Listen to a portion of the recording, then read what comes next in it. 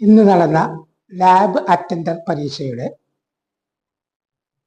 കണക്കിന്റെ ഭാഗമാണ് നമ്മൾ വിശകലനം ചെയ്യുന്നത്. ഓരോരോ ചോദ്യങ്ങളായിട്ട് നമുക്ക് വിശകലനം ചെയ്യാം, അതിൻ്റെ വ്യക്തത വരുത്താം, എങ്ങനെയാണ് അതിൻ്റെ ഉത്തരം കിട്ടിയതെന്ന് നമുക്ക് വ്യക്തമായി മനസ്സിലാക്കാം. ഇത്തരം ചോദ്യങ്ങൾ ഇനിയും വരുമ്പോൾ നിങ്ങൾക്കത് കൂടുതൽ സഹായകമാവും. അതുകൊണ്ട് തന്നെ ചോദ്യങ്ങൾ എങ്ങനെയാണ് ചെയ്യുന്നത്, അതിൻ്റെ രീതി എന്താണ് എന്നുള്ളത് പ്രത്യേകം ശ്രദ്ധിക്കണം. എങ്കിൽ മാത്രമേ ഇത്തരം കണക്കുകൾ നിങ്ങൾക്ക് ചെയ്യാൻ കഴിയുകയുള്ളൂ. ഉത്തരം ശ്രദ്ധിക്കേണ്ട എന്നല്ല, ഉത്തരത്തെക്കാൾ കൂടുതൽ അത് എങ്ങനെയാണ് പരിഹരിച്ചത്, എങ്ങനെയാണ് സൊല്യൂഷൻ ഉണ്ടാക്കിയത്, എങ്ങനെയാണ് ഉത്തരം കണ്ടെത്തിയത് എന്നുള്ളത് നിങ്ങൾ പ്രത്യേകം ശ്രദ്ധിക്കുക. അങ്ങനെ ആകുമ്പോൾ നിങ്ങൾക്ക് വളരെ ഈസി ആയിട്ട് ഇത്തരം കണക്കുകൾ വന്നാൽ അത് നമുക്ക് ഈസി ആയിട്ട് ചെയ്യാൻ കഴിയും.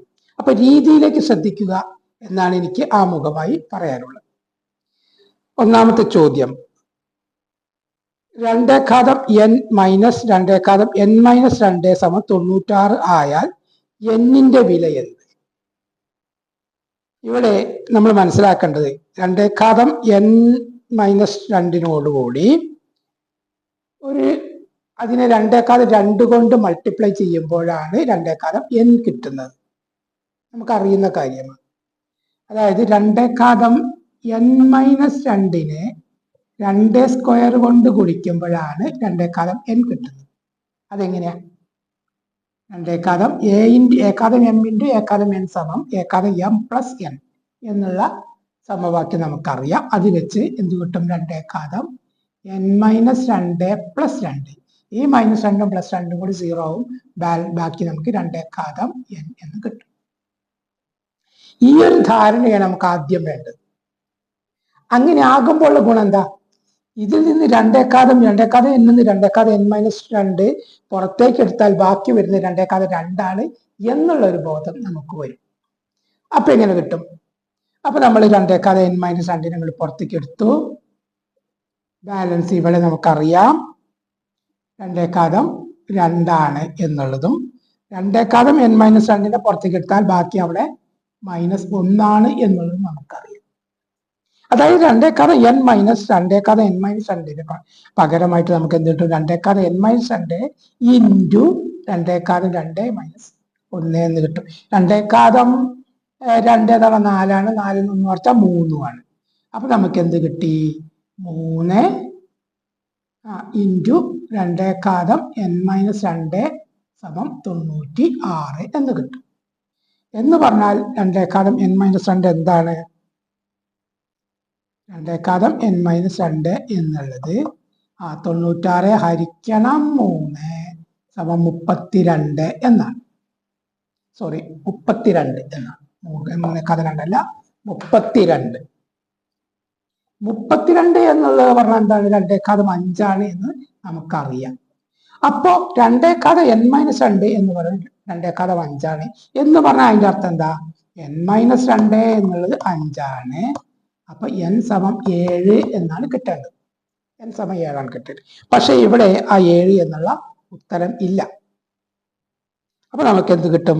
ഡി എന്നുള്ള ഓപ്ഷൻ ഇവയിൽ ഒന്നും അല്ല എന്നുള്ള ഉത്തരത്തിലേക്ക് നമ്മൾ എത്തുന്നു. ഏകദേശം ധാരണ കിട്ടിയിട്ടുണ്ടാവും എന്ന് കരുതുന്നു. സംശയങ്ങൾ ഉണ്ടെങ്കിൽ നിങ്ങൾക്ക് കമന്റ് ചെയ്യാവുന്നതാണ്. അപ്പോൾ അതിനുള്ള പരിഹാരം ഉണ്ടാവും. കൂടുതൽ സംശയങ്ങൾ വന്നാൽ അത് വെച്ച് തന്നെ ഒരു വീഡിയോ ചെയ്യുന്നതാണ്. ഓക്കെ. ഇനി 73. താഴെ തന്നിരിക്കുന്ന പ്രസ്താവനയിൽ ശരിയേത്? അതിൽ 4 ഇത് കൊടുത്തിട്ടുണ്ട്. 1 മുതൽ 100 വരെ ആകെ 26 അഭാജ്യ സംഖ്യകളുണ്ട്. രണ്ടാമത് 1 മുതൽ 100 വരെ ആകെ 25 അഭാജ്യ സംഖ്യകൾ ഉണ്ട്. പിന്നെ അഭാജ്യ സംഖ്യകൾ ഒരു ഇരട്ട സംഖ്യ പോലും ഇല്ല. അഭാജ്യ സംഖ്യകൾ ഒരു ഇരട്ട സംഖ്യ ഉണ്ട്. ഒന്നാമത്തെ കാര്യം, അഭാജ്യ സംഖ്യകൾ ഒരു ഇരട്ട സംഖ്യ ഉണ്ട്. അതേതാണ്? അതാണ് 2. ഇവിടെ 2 അഭാജ്യ. 2 എന്ന് പറയുന്നത് അഭാജ്യ സംഖ്യയാണ്. അപ്പൊ ഇരട്ട സംഖ്യ 1 ഉണ്ട് എന്നത് സത്യമാണ്. അപ്പൊ എന്തു തന്നെ ആയാലും എന്താണ്? നമുക്ക് നാലാമത്തെ പ്രസ്താവന ശരിയാണ്. പിന്നെ നമുക്കറിയാം 1 മുതൽ 100 വരെ എത്ര അഭാജ്യ സംഖ്യകൾ ഉണ്ടെന്ന് നമ്മൾ പഠിച്ചിട്ടില്ല. 25 ഉള്ളൂ, 26 ഇല്ല. അപ്പൊ നമുക്ക് എന്ത് കിട്ടി? രണ്ടാമത്തെയും നാലാമത്തെയും ശരിയാണ്. രണ്ടാമത്തെ പ്രസ്താവനയും നാലാമത്തെ പ്രസ്താവനയും ശരിയാണ്. 1 മുതൽ 100 വരെ 25 അഭാജ്യ സംഖ്യകളുണ്ട് എന്നുള്ളതും അഭാജ്യ സംഖ്യകൾ ഒരു ഇരട്ട സംഖ്യയുണ്ട് എന്നുള്ളതും രണ്ടും ശരിയാണ്. അപ്പൊ രണ്ടാമത്തെയും നാലാമത്തെയും പ്രസ്താവന ശരിയാണ് എന്ന് പറഞ്ഞാൽ അത് ഓപ്ഷൻ സി ആണ്. അപ്പൊ അതുകൊണ്ട് ഉത്തരം അതാണ്. ഇനി വരുന്നത് തുടർച്ചയായ 5 ഒറ്റ സംഖ്യകളാണ് ABCDE. താഴെ തന്നിരിക്കുന്നവയിൽ ഏത് ആയിരിക്കും ഇവയുടെ ശരാശരി? നമുക്കറിയാം തുടർച്ചയായ 5 ഒറ്റ സംഖ്യകളാണ്, അതിൽ നടുക്കിൽ വരുന്നതായിരിക്കും അതിന്റെ ശരാശരി. അപ്പൊ നമുക്ക് എന്ത് കിട്ടും? സി ആണ് ശരാശരി എന്ന് കിട്ടും. പക്ഷെ അത് മാത്രമാണോ? അല്ല. ഈ സിയെ നമുക്ക് പല രീതിയിൽ പറയാം. നമ്മൾ എങ്ങനെയാണ് ഒരു ശരാശരി കാണുക? എല്ലാ സംഖ്യകളും കൂടി കൂട്ടി അതിനെ എണ്ണം കൊണ്ട് ഹരിക്കും. അതാ അപ്പൊ ബിയിൽ പറഞ്ഞ A + B + C + D + E/5 അതും ശരിയാണ്. പിന്നെയോ ആദ്യത്തെ സംഖ്യയും അവസാനത്തെ സംഖ്യയും, ഒന്നാമത്തെ സംഖ്യയും അഞ്ചാമത്തെ സംഖ്യയും കൂട്ടിയിട്ട് അതിനെ 2 കൊണ്ട് ഹരിച്ചാൽ അതും സി ആയി കിട്ടും. അപ്പൊ ചുരുക്കി പറഞ്ഞാൽ എയും ബിയും സിയും ശരിയാണ്. അതായത് A + E/2 എന്നുള്ളത് ശരിയാണ്. എ എന്ന് പറഞ്ഞാൽ ആദ്യത്തെ സംഖ്യയാണ്, ഇ എന്ന് പറഞ്ഞാൽ അവസാനത്തെ സംഖ്യയാണ്. 2 കൂടി കൂട്ടിയിട്ട് 2 കൊണ്ട് ഹരിച്ചാൽ അത് നമുക്ക് ശരാശരി കിട്ടും. പിന്നെ എല്ലാം കൂടി കൂട്ടിയിട്ട് 5 കൊണ്ട് ഹരിച്ചാലും ശരാശരി കിട്ടും. സി എന്നുള്ള ഉത്തരവും ശരിയാണ്. എന്ന് പറഞ്ഞാൽ അതിന്റെ അർത്ഥം മൂന്നും ശരിയാണ് എന്നുള്ളതാണ്. അടുത്തത് 250 മീറ്റർ 320 മീറ്റർ നീളമുള്ള എതിർദിശയിൽ സഞ്ചരിക്കുന്ന 2 തീവണ്ടികളുടെ വേഗത മണിക്കൂറിൽ 60 കിലോമീറ്റർ പ്ലസ് 60 കിലോമീറ്റർ 50 കിലോമീറ്റർ എന്നീ ക്രമത്തിലാണ്. രണ്ടും പരസ്പരം കടന്നു പോകാൻ എത്ര സമയം വേണ്ടി? ഒരു ട്രെയിൻ അങ്ങോട്ട് പോകുന്നു, മറ്റേ ട്രെയിൻ ഇങ്ങോട്ട് വരുന്നു. അങ്ങനെ വരുമ്പോൾ അവ പരസ്പരം കടന്നു പോകാൻ എത്ര സമയം വേണ്ടി വരും? സമയം എന്തായാലും സെക്കൻഡ് ആവും നമുക്കറിയാം. 4 ഉത്തരങ്ങളും തന്നിട്ടുണ്ട്. നമുക്കിതിൽ എന്താ നമ്മളുടെ സമവാക്യം എന്താണ്? എതിർദിശയിലാണ് ഒരു ട്രെയിൻ സഞ്ചരിക്കുന്നതെങ്കിൽ നമ്മൾ പഠിച്ച എന്താ? അതിന്റെ സമവാക്യം എന്ന് പറയുന്നത് L1 + L2 S1 + S2. L1 എന്ന് പറഞ്ഞാൽ ഒന്നാമത്തെ തീവണ്ടിയുടെ നീളം, L2 എന്ന് പറഞ്ഞാൽ രണ്ടാമത്തെ തീവണ്ടിയുടെ നീളം, S1 എന്ന് പറഞ്ഞാൽ ഒന്നാമത്തെ തീവണ്ടിയുടെ സ്പീഡ് വേഗത, S2 എന്ന് പറഞ്ഞാൽ രണ്ടാമത്തെ തീവണ്ടിയുടെ വേഗത. പക്ഷെ ഇവിടെ ചെറിയൊരു പ്രശ്നം എന്താണ്? S1ഉം S2ഉം എന്ത് ചെയ്യണം? മീറ്റർ/സെക്കൻഡിലേക്ക് ആക്കണം. മീറ്റർ/സെക്കൻഡിലേക്ക് ആക്കാൻ ഓരോന്നും ചെയ്യേണ്ട ആവശ്യമില്ല, 2 കൂടി കൂട്ടിയിട്ട് ചെയ്താൽ മതി. 2 കൂടി കൂട്ടുമ്പോൾ എത്ര വരും? 60ഉം 50ഉം 110 എന്ന് വരും. അതിനെ എങ്ങനെയാണ് മീറ്റർ/സെക്കൻഡിലാക്കുക? 5/18. ഞാൻ ഇതുമായി ബന്ധപ്പെട്ട ഒരു വീഡിയോ ചെയ്തിട്ടുണ്ട്. സെക്കൻഡിലാക്കാനും അതിന്റെ തീവണ്ടി കണക്ക് എന്ന് പറഞ്ഞിട്ട് ഒരു വീഡിയോ ചെയ്തിട്ടുണ്ട്. അത് നിങ്ങൾ നോക്കിയാൽ നിങ്ങൾക്ക് കുറച്ചുകൂടി കാര്യങ്ങൾ വ്യക്തമാകും. അതൊന്ന് നോക്കുക. അപ്പൊ 110 × 5/18 ഗുണിക്കാനോ ഹരിക്കാനോ ഒന്നും ഇപ്പൊ നിൽക്കണ്ട. 550/18 അതാണ് എന്ത് നമുക്ക് S1 + S2 എന്നുള്ള കിട്ടുന്നത്. ഇനി L1 + L2 എന്ത് വരും? അത് നമുക്കറിയാം 250 320. 250 + 320 എന്നാൽ എത്ര വരും? 570. അപ്പൊ 570/550/18 അല്ലെങ്കിൽ 570 ഹരിക്കണം 550/18 എന്ന് പറഞ്ഞാൽ എന്ത് കിട്ടും? 570 × 18/550. അത് 0 0 ഒക്കെ വെട്ടാം. 57 18 കൊണ്ട് ഗുണിച്ച് 55 കൊണ്ട് ഹരിച്ചാൽ നമുക്ക് 18.65 കിട്ടുക. ഇവിടെ 18.65 ഇല്ലാത്തത് കൊണ്ട് 18.6 അതിനോട് ചേർന്ന് വരുന്നത്. അതുകൊണ്ട് അതിന്റെ ഉത്തരം 18.6 എന്ന് പറഞ്ഞ ഓപ്ഷൻ ഡി ആണ്. ഓക്കെ, അത്രയേ ഉള്ളൂ. ബാക്കിയുള്ളത് നിങ്ങൾക്ക് ക്ലിയർ ചെയ്യാവുന്നതേ ഉള്ളൂ. അടുത്തത് 4/88 + 4/88 + 4/88 + 4/88 എന്ന് പറഞ്ഞാൽ എത്ര പ്രാവശ്യം കൂട്ടിയിട്ടുണ്ട്? 4 പ്രാവശ്യം കൂട്ടിയിട്ടുണ്ട്. 4 പ്രാവശ്യം കൂട്ടിയാൽ എന്താണ്? നമുക്കറിയാം ആവർത്തിച്ചുള്ള സങ്കലനമാണ് ഗുണനം. ആവർത്തിച്ചുള്ള സങ്കലനമാണ് ഗുണനം. അപ്പൊ ഒരു സംഖ്യയെ 4 പ്രാവശ്യം 5നെ 4 പ്രാവശ്യം കൂട്ടി തന്നാൽ എന്ത് ചെയ്താൽ 5നെ 4 കൊണ്ട് ഗുണിച്ചാൽ മതി. അപ്പൊ 4/88 4 പ്രാവശ്യം കൂട്ടി എന്ന് പറഞ്ഞാൽ അതിന്റെ അർത്ഥം എന്താണ്? 4 × 4/88. 4 എന്ന് പറഞ്ഞാൽ 4/1 എന്ന് വേണമെങ്കിൽ എഴുതാം. അപ്പൊ എന്ത് കിട്ടും? 4 × 1 × 4 × 88 എന്ന് പറഞ്ഞാൽ ഏക്കാദം എം ഇൻറ്റു ഏക്കാദം എൻ സമം ഏക്കാദം എം പ്ലസ് എൻ എന്ന് പറഞ്ഞാൽ എന്ത് വന്നു? 4 × 1 + 88 സമം 80 സമം 1 + 88 1 + 88 1 88 കൂട്ടിയ 89 സമം 4 × 89. ഇനി എന്താ ചോദ്യം? സമം 4 × k സമം 4 × k എന്നാണ്. കെക്ക് പകരം ഇവിടെ എന്താണ്? 89 എന്നാണ്. അപ്പൊ അതിന്റെ അർത്ഥം എന്താണ്? കെയുടെ വില എന്ന് പറയുന്നത് 89 ആണ്. അത് ഓപ്ഷൻ എ ആയിട്ട് കൊടുത്തിട്ടുണ്ട്. നിങ്ങൾക്ക് ഈസി ആയിട്ട് അത് ചെയ്യാം. 1-2 കാര്യങ്ങൾ ശ്രദ്ധിക്കേണ്ട ആവശ്യം മാത്രമേ ഉള്ളൂ. അടുത്ത് ഒറ്റയാൻ ആര്? 7 4 9 13 36 7 5 25 9 11 16 7. പൊതുവായി നോക്കുമ്പോ രണ്ട് അറ്റത്തും 7 4 9 ആണെങ്കിൽ 7 4 9 നടുക്കില് ഇരട്ട സംഖ്യയും അപ്പുറത്തിപ്പുറത്തും ഒറ്റ സംഖ്യയുമാണ് വരുന്നത്. 3 അങ്ങനെ 13 36 7 അതിലും 36 എന്നുള്ള ഇരട്ട സംഖ്യയാണ്, അപ്പുറത്തിപ്പുറത്തും ഒറ്റ സംഖ്യയുണ്ട്. 11 16 7 അവിടെ എന്താ സംഭവിക്കുന്നത്? 16 എന്നുള്ള ഇരട്ട സംഖ്യ വരുന്നുണ്ട്, 11ഉം 7ഉം ഒറ്റ സംഖ്യകൾ അപ്പുറത്ത് വരുന്നത്. ഇതിൽ സി എന്ത് സംഭവിക്കുന്നില്ല?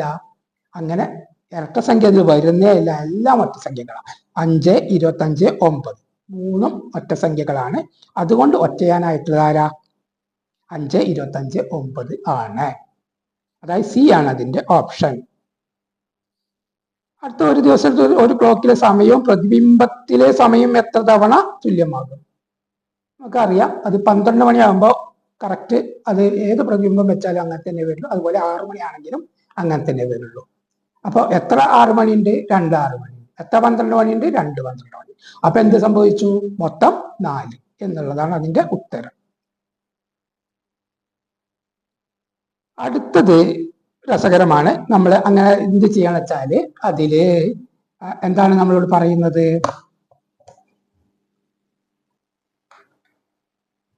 ഇൻറ്റു എന്ന് പറഞ്ഞാൽ അതെന്താ?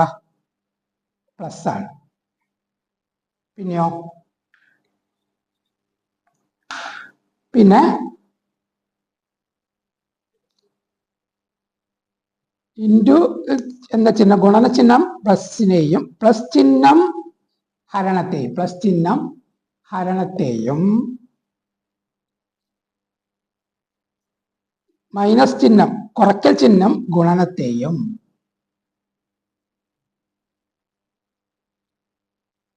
ഹരണചിഹ്നം കുറയ്ക്കലിനെയും സൂചിപ്പിക്കും. ഇങ്ങനെയാണെങ്കിൽ ഇതിൽ തെറ്റായ പ്രസ്താവന ഏത് എന്നാണ്. ഇവിടെ നമ്മൾ ശ്രദ്ധിക്കേണ്ടത് 4 കുറയ്ക്കണം 5 + 2 എന്നുള്ളത് എല്ലാറ്റിലും വന്നിട്ടുണ്ട്. അതിന്റെ ഉത്തരം ഒന്ന് കണ്ടുപിടിക്കാം നമുക്ക്. 4 കുറയ്ക്കണം 5 + 2 എന്ന് പറഞ്ഞാൽ അതിൻ്റെ അർത്ഥം ആ കുറയ്ക്കലിനെ എന്താക്കണം? കുറയ്ക്കൽ എന്ന് പറഞ്ഞാൽ ഗുണനാണ്. അപ്പൊ 4 ഗുണിക്കണം 5 എന്ന് വരും. പിന്നെ പ്ലസിന് പകരം എന്താ വരേണ്ടത്? ഹരണമാണ്. പ്ലസിന് പകരം ഹരണമാണ്. ഹരിക്കണം 2. ഇതെല്ലാറ്റിലും വരുന്ന, ഇത് 4 എണ്ണത്തിലും വരുന്നത്. ഇതിന്റെ ഉത്തരം ആദ്യം കണ്ടുപിടിക്കുക. കാരണം ബോർഡ് മാസ് ക്ലിയർ ആകുമ്പോൾ ഗുണനം ഹരണമാണ് ആദ്യം ചെയ്യേണ്ടത്. അപ്പൊ 4 5 20 20 2 കൂടെ വരച്ചാൽ 10. അതെല്ലാറ്റിലും 10 ആണ്. പിന്നെന്താ ഉള്ളത്? പിന്നെ ആദ്യത്തിൽ 6 ഗുണിക്കണം എന്ന് പറഞ്ഞാൽ 6 പ്ലസ് ഗുണനം എന്ന് പറഞ്ഞാൽ പ്ലസ്. അപ്പൊ 6 ഇതിന്റെ ഉത്തരം 10 ആണ്. 6 + 10 16. 16ന്ന് എന്ത് ചെയ്യണം? 1 കുറയ്ക്കണം. 15. അങ്ങനെ ഓരോന്നും നോക്കാം. അടുത്ത എന്താ? 5 + 10 കുറയ്ക്കണം 1. 5 + 10 കുറയ്ക്കണം 1 എന്ന് വരും. 5ഉം 10ഉം 15 15 1 കുറച്ചാൽ 14. അതും ശരിയാണ്. അടുത്തതോ 6 + 10 കുറയ്ക്കണം 2. 6ഉം 10ഉം 16 16 2 കുറച്ചാൽ 14. അടുത്തത് എന്താണ്? 6 + 10 6ഉം 10ഉം 16 16ന്ന് 3 കുറച്ചാൽ 13 ആണ് വരേണ്ടത്. 12 വരുള്ളൂ. 12 ആണ് ഇവിടെ തന്നിട്ടുള്ളത്. അപ്പൊ എന്താണ്? അതാണ് തെറ്റ്. ഏതാണ്? Option D. നാലാമത്തെ തന്നിരിക്കുന്നത് തെറ്റാണ്. ഏത്? 6 × 4 കുറയ്ക്കണം 5 + 2 ഹരിക്കണം 3 = 12 എന്നുള്ള പ്രസ്താവന തെറ്റാണ്. ഇത്രയും കാര്യങ്ങളാണ് ഇതിൽ പറയാനുള്ളത്. നിങ്ങളുടെ സംശയങ്ങൾ എന്തെങ്കിലും ഉണ്ടെങ്കിൽ നിങ്ങൾക്ക് കമൻറ്റ് ചെയ്യാവുന്നതാണ്. ഇത്തരം പരീക്ഷകളുടെ ചോദ്യങ്ങളും ഉത്തരങ്ങളും കൃത്യമായ വിശകലനങ്ങളും ഞാൻ തരാൻ തയ്യാറാണ്. നിങ്ങൾക്ക് താല്പര്യമുണ്ടെങ്കിൽ സബ്സ്ക്രൈബ് ചെയ്യുക. അങ്ങനെയാകുമ്പോൾ ഇങ്ങനത്തെ വീഡിയോകൾ അപ്ലോഡ് ചെയ്യുമ്പോൾ അപ്പം തന്നെ നിങ്ങൾക്ക് കിട്ടും എന്നുള്ള കാര്യങ്ങളൊക്കെ നിങ്ങൾക്ക് അറിയുന്ന കാര്യമാണ്. കഴിയുമെങ്കിൽ സബ്സ്ക്രൈബ് ചെയ്യുക, എന്നോട് സഹകരിക്കുക എന്ന് പറഞ്ഞുകൊണ്ട് തൽക്കാലം ഈ വീഡിയോ ഇവിടെ അവസാനിപ്പിക്കുന്നു. Thank you.